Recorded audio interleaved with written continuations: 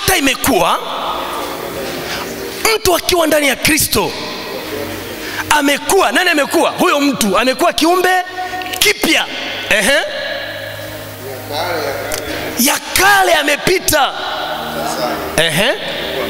yamekuwa mapya. So kinachokuwa kipya ni kipi? Ni ya kale au ni mtu? Hata imekuwa mtu akiwa ndani ya Kristo amekuwa kiumbe kipya. Tunampata mtu ambaye ni kiumbe kipya mara tu baada ya kuwa ndani ya Kristo, amekuwa mtu kiumbe kipya. Alafu nakwambia hivi, baada ya yeye kuwa kiumbe kipya, ya kale yamepita, hayapo tena. Alafu ya kale yamekuwa mapya. So tafsiri yake nyepesi ni ipi? Ya kawaida, ili uelewe. Huyu mtu zamani magonjwa yalikuwa ni sehemu ya maisha yake, kukataliwa kulikuwa ni sehemu ya maisha yake, bahati mbaya ni sehemu ya maisha yake, umaskini ni sehemu ya maisha yake, vitu ambavyo vinamkwaza na kumfanya na kuwa na stress vimekuwa ni sehemu ya maisha yake kwa muda mrefu. Lakini leo eti kwa sababu amekuwa ndani ya Kristo, huyu ambaye magonjwa alikuwa ni sehemu ya maisha yake amekuwa kiumbe kipya. So jana alikuwa mtu akuteswa na kansa, jana alikuwa na pressure, jana alikuwa mtu ana mambo mengi yanayomtokea, miscarriage, bahati mbaya, anakataliwa, ni jana. Leo ameokoka binafsi, yule mtu amekuwa kiumbe kipya tayari, sio yule wa jana tena, no, amekuwa mpya. So kansa kama ilikuwa inakuja mwezi wa 4 kugonga, au pressure au ugonjwa fulani, mwezi wa 4 ugonjwa kuja kugonga, haukuti mtu yule ambaye umezoea kumkuta. So ugonjwa unakuta kiumbe kipya. Na ndio maana kuna familia ambazo kila mwezi fulani kuna mtu anafariki, kila mwezi fulani kuna mtu anafariki. So wanajua wazee kwamba anayefuata ni fulani. Ikitokea umekutana na Yesu hapa katikati, ghafla mambo yamebadilika. So kifo kikija kugonga kwenye familia yako, kinakuta wewe sio wa aina yao tena, wewe sio ukoo wao, ndani yako kuna DNA nyingine imewekwa, kuna kitu kipya kimewekwa, hicho kinakutofautisha wewe na wale wengine. Haleluya. So hata imekuwa mtu akiwa ndani ya Kristo, yeye namba moja amekuwa kiumbe kipya. Alafu mambo yake ya zamani, ikiwemo umaskini, magonjwa, bahati mbaya, kuto kupata nafasi, fursa mbalimbali, vyote vimepotea. Tunaanza upya. Lakini huu upya hautakuja kama nia ya Kristo haijaumbika ndani. Kwa sababu vitu vinaanzia kwenye nini? Kwenye nia, mind. Amen. Somo tunasemaje? Ishara kama Yesu yuko ndani yako. Alafu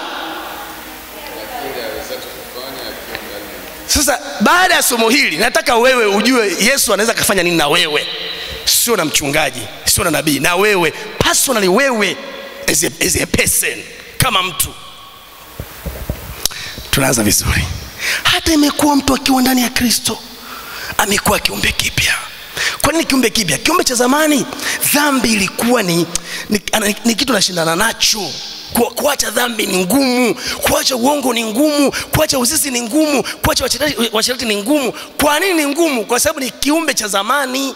Nature ya dhambi iko ndani yake kiumbe bado. So una struggle kuacha dhambi. Leo umeokoka, uko vizuri na Mungu, umepiga miezi 3, umeanguka. Baba naomba unisamehe, unasamehewa, unajikongoja tena. Hapo mbele umeanguka tena. Kwa nini? Bado hujaa kiumbe kipya. Yesu akiingia ndani yako, wewe huhitaji tena kuwekewa mkono kuambiwa katika jina la Yesu dhambi. No, unasema nilikuwa mtu wa kuanguka kwenye uzinzi. Kuanzia leo roho ya uzinzi, tabia ya uzinzi, katika jina la Yesu nakukanyaga, hautanitesa tena. Unasonga mbele.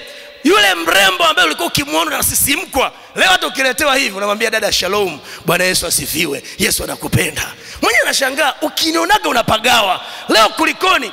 Si wewe tena, umekuwa kiumbe kipya. Ai, haleluya. So mtu yote ambaye ana struggle na dhambi, maana yake bado hajawa kiumbe kipya. Mtu ambaye bado magonjwa ni sehemu ya maisha yake. Kuna ugonjwa wa kawaida wa utukufu wa Mungu, kuna ugonjwa kuwa sehemu ya nini? Ya maisha. Hivyo unajua hilo Yaani ugonjwa umekuwa ni sehemu ya maisha, umezoea. Yaani jamani, mimi kila baada ya muda kwa dada, kila kwenye mzunguko wa mwezi lazima niumwe. Imekuwa ni nini? Ni kawaida. So hiyo hali imekuwa ni sehemu ya maisha yako. Ni kabla Yesu hajaingia ndani yako. Akishaingia, ya kale yamepita, wewe si yule tena, umekuwa kiumbe kipya. Do you think it's a theory? Unadhani ni story? So story ni uhalisia, brother. It's a reality. Ni ukweli. Yesu adanganyi. Nakuambia kitu ambacho ukikiamini na ukikiishi leo, mambo yote yanabadilika kuanzia hapa. Haleluya. Haleluya. Fika mahali huyu Yesu anakuwa halisi ndani yako, anaumbika ndani yako, anakuwa kitu something that can be spoken by people. Yani kitu ambacho watu wanaweza kukizungumza kwamba tunamfahamu Ernest bwana, lakini hizi siku mbili hizi miezi mitatu hii miezi mitatu hatumuelewi, ni kama amebadilika. Wameona nini? Kuna kitu kipya kimeumbika ndani yake. Tumeanza tu, hatujaanza kupanda milima, ndio kwanza tunaanza. Sasa twende. Hata imekuwa mtu akiwa ndani ya Kristo, tazama yeye amekuwa kiumbe, alafu si tu kiumbe kipya, ya kale yamepita. Ya kale ni yapi? Nimesha kuambia, ya kale ni yale yote ambayo ulikuwa na struggle nayo. So ni jambo la ajabu na la aibu tabia uliyokuwa nayo kabla ya Yesu kuingia ndani yako kuendelea kubaki na wewe. Ni jambo la ajabu na la aibu. Kwa lugha nyepesi ni matusi kwenye ufalme wa Mungu, kwamba huyu Yesu hawezi kubadilisha maisha ya mtu. Siwezi kuingia na HIV kwa Yesu nikabaki na HIV. Siwezi kuingia na kansa kwa Yesu nikabaki na kansa. Yesu ni mwongo. Yesu ni mwongo. Amesema ya kale yamepita, tazama yamekuwa mapya. Hayo ya kale ni yapi? Kansa iliyokuwa nayo, pressure iliyokuwa nayo, tatizo la figo iliyokuwa nalo, ugonjwa wa tumbo iliyokuwa nao, hayo ni ya kale, yalikuwepo kabla ya Yesu hajaingia ndani yangu. Yesu akiingia ndani yangu, yote yanabadilika na kuwa mpya. Amen. Ndio maana kwetu sisi, muda fulani nilikwambia hivi, sisi tunayo elimu zaidi maprofesa na watu wenye elimu makubwa. Profesa anampima mtu kama daktari, anasema hawezi kuzaa, kwa kimefika mwisho. Alafu here comes a man, mtu tu kawaida anakuja anasema hivi, mama ana shida gani? Anasema sizai. Kwa nini? Sina kizazi. Wamenipima wamesema sina kizazi. Wanasema Baba, katika jina la Yesu, wewe unayeumba vitu ndani ya watu, weka kizazi kipya. Baada ya muda mama anabeba mtoto. Hii haisomewi degree. Hii ni ndani yako. Hauhitaji kitu kingine zaidi. Yesu akiwa ndani yako anatosha. Haleluya. Haleluya. Hizi ni shuhuda ambazo zikubadilishe mtazamo wako. Profesa amesoma miaka na miaka, lakini anasema hivi, mama, kwa utaalamu wangu hapa ni mwisho. Na wewe unajua ni mwisho, lakini unatokea wewe mtu wa kawaida, sio profesa, una degree yoyote, eti una kitu kimoja tu kiitocho nini? Kristo. Unasogea namna hii, huna hata kipimo. Unamwambia mama una shida gani? Anasema sizai. Hii haitaji uwe nabii. No, wewe kama ulivyo unasema unaamini Yesu anaweza kukupa mtoto. Ndio. Baba, katika jina la Yesu, kuanzia sasa mtoto anaumbika ndani yako, mfumo wa uzazi unaumbika ndani yako, utazaa. Mwakani majira kama haya utapakata mtoto. Alafu tunaondoka mwezi wa kwanza, mwezi wa pili, mwezi wa tatu, katumbo waka hapa. Kametokea wapi? Kwenye degree? No. Kametokea wapi? Sema sayo. Sasa sio kama unaelewa.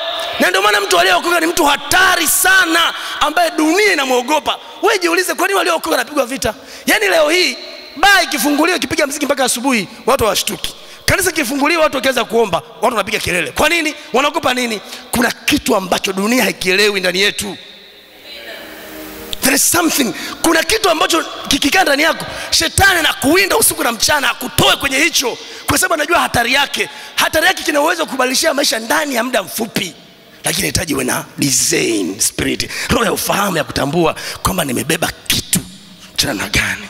Wagalatia 2:20 anasema hivi, I have been crucified with Christ, and I no longer live, but Christ lives in me. The life I now live in the body, I live by faith in the Son of God, who loved me and he gave himself for me. Nisome kwa Kiswahili. Nimesulubiwa pamoja na Kristo, lakini ni hai, wala si mimi tena, bali Kristo yu hai ndani yangu. Na uhai nilio nao sasa katika mwili huu ambao unauona katika mwili. So kuna uhai katika damu, kuna uhai katika nafsi, alafu kuna uhai katika roho. Sasa anasema hivi, huyo mnayemuona sasa, maana yake huu mwili huu unaouona sasa hivi.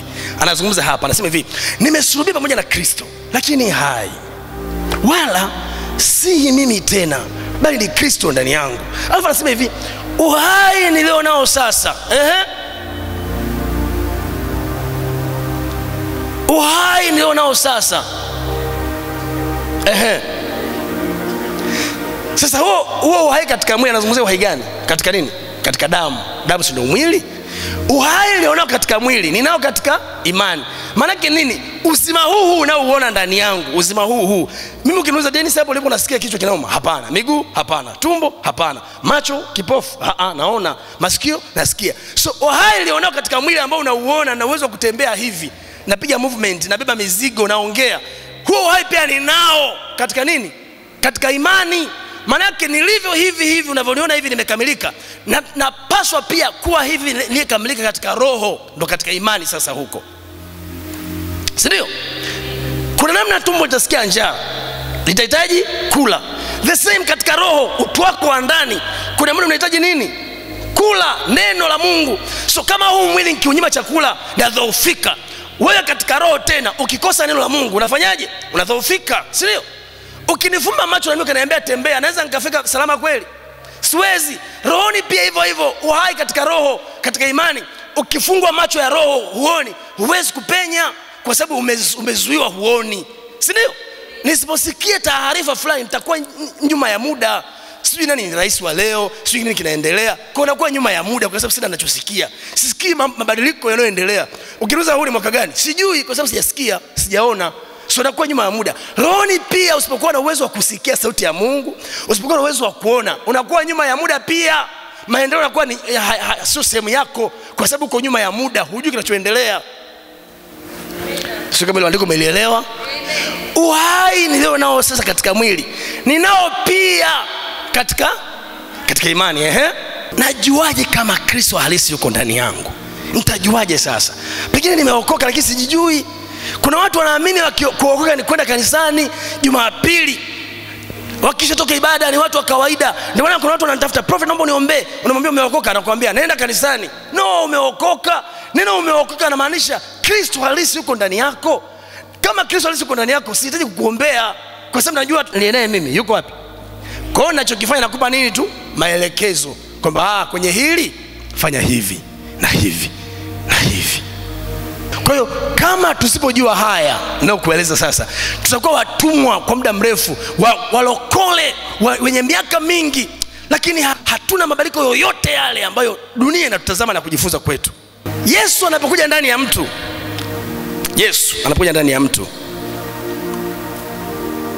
maisha yake hawezi kuwa ya kawaida au kuwa yale. When Jesus comes in a man, he will never let your life remain the same.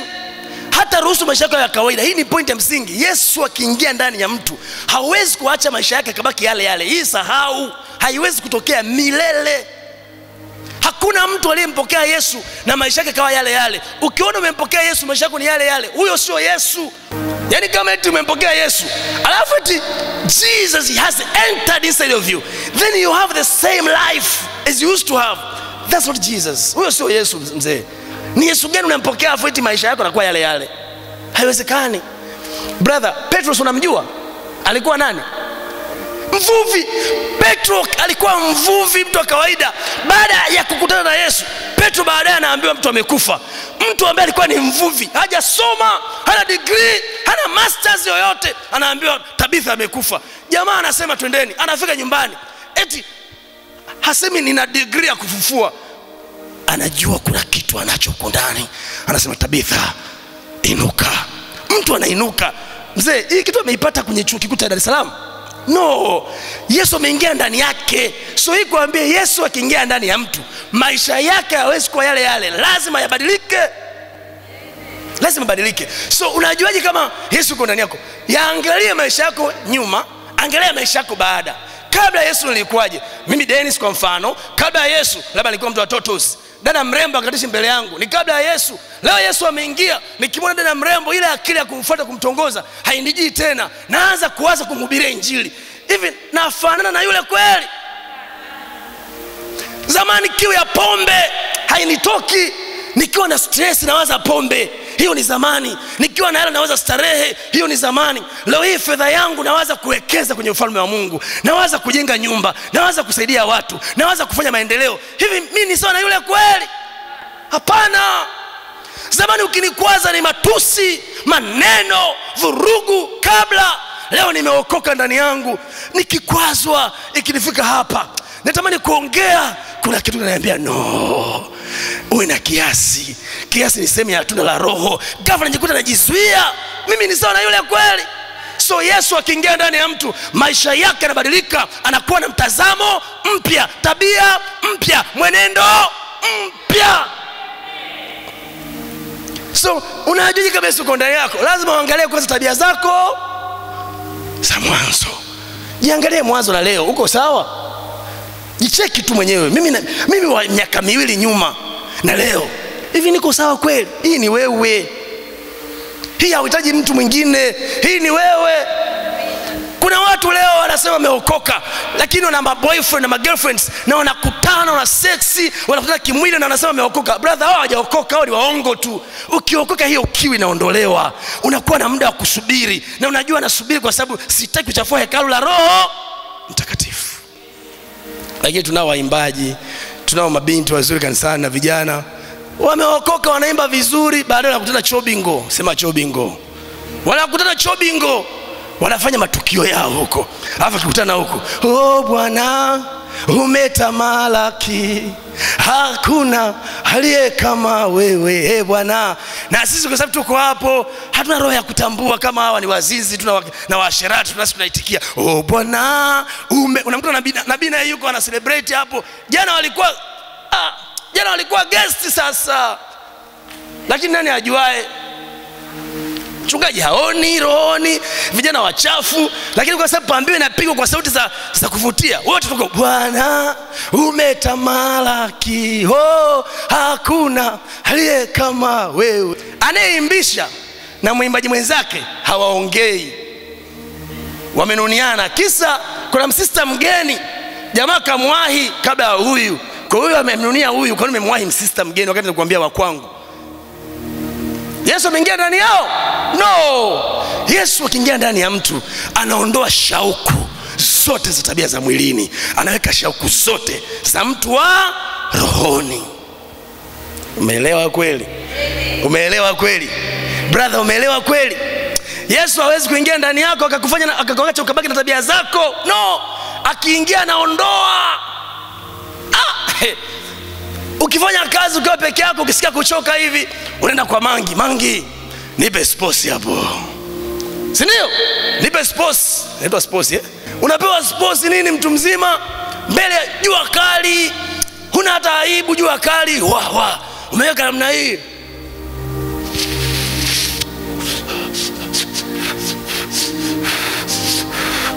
Hivi ni mapepo Unasikilizia nini? Kwani ukifanya tu hainogi mpaka